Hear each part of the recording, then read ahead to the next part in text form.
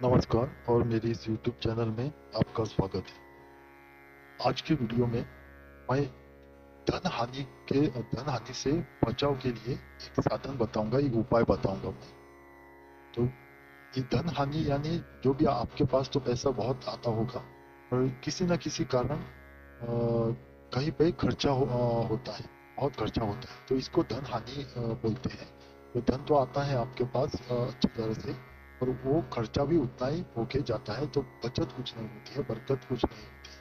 तो इसके लिए एक बहुत ही प्रभावी उपाय है।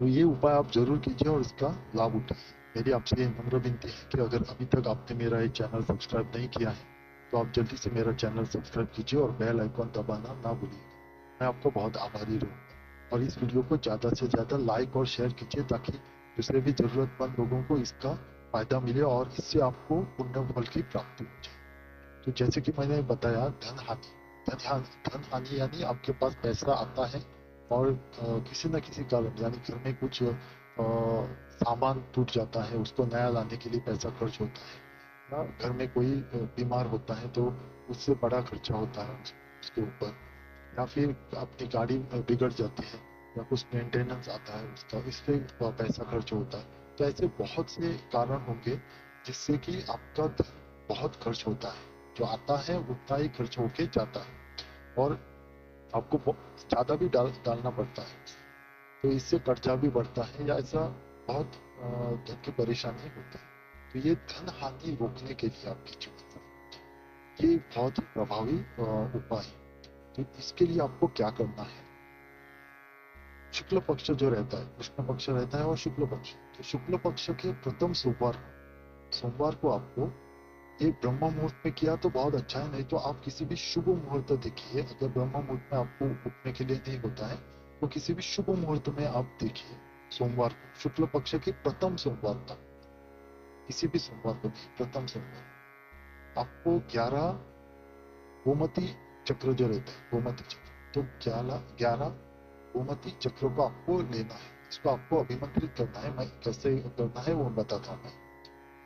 तो 11 गोमती चक्र को आपको एक पीले कपड़े पे बाजोट पे रखना है। घर मंदिर की पूजा करने के बाद, अगर ब्रह्म मुहूर्त में उठते हो तो प्रातः विधि और स्नान समाप्त होने के बाद प्रथम गणेश जी की पूजा कीजिए और बाद में घर मंदिर के सभी देवताओं की पूजा करने के बाद आपको वहीं पे बैठना है, बाजोट सामने रखना है, उस पे एक पीला कपड़ा रखना है, कपड़े का टुकड़ा रखना है पीला, उस पे आपको 11 गोमती चक्र रखना है।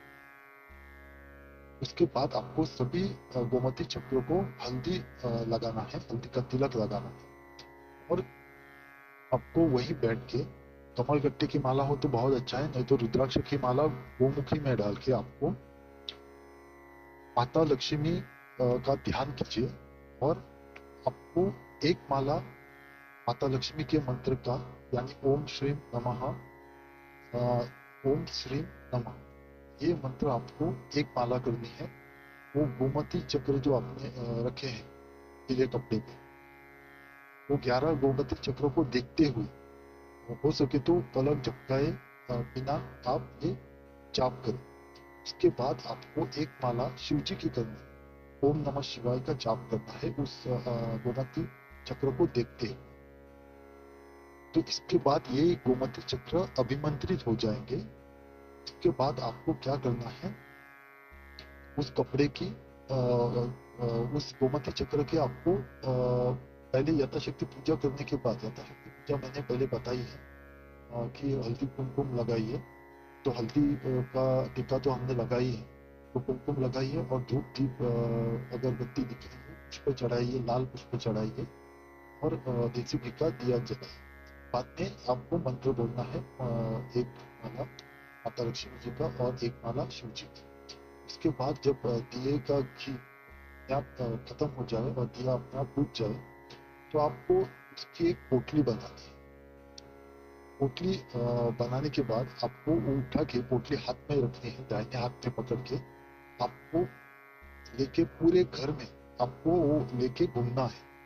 हर कमरे में आपको जाना है, घर में जितने भी कमरे हैं सब कमरे में आपको घूम के बाद में घर के बाहर जाना है। बाहर बाहर आने के बाद आपको पीछे मुड़ के नहीं देखना है। बाहर आने के बाद अपना बूट या चप्पल कोई भी है वो पहले ही रख के आइएगा आप बाहर। वो ले आप उसको डाल के, चप्पल को डाल के आप सीधा बाहर जाइए, पीछे मुड़ के ना देखिए। और जो भी नजदीक जल है, जल का स्रोत है, नदी है या सब बहता हुआ जल होना चाहिए, तो नदी में या किसी भी साफ बहते जल में इस पोटली को आपको प्रवाहित करना है। आप देखोगे कि ये जो उपाय, और बाद में आपको प्रवाहित करने के बाद आपको पीछे मुड़ के नहीं देखना है, सीधा घर में आके हाथ मुंह धो के आपको अपने काम में लग जाना चाहिए। आप देखोगे कि ये जो उपाय है इतना कारगर है कि आपकी जो भी धन हानि हो रही है हर महीने की, उसमें आप बहुत ही कम हो जाएगी और पूरी खत्म हो जाएगी। जो भी अपने दिनचर्या के जो ये कारण है पैसों के खर्च करने के, तो वो तो होंगे ही।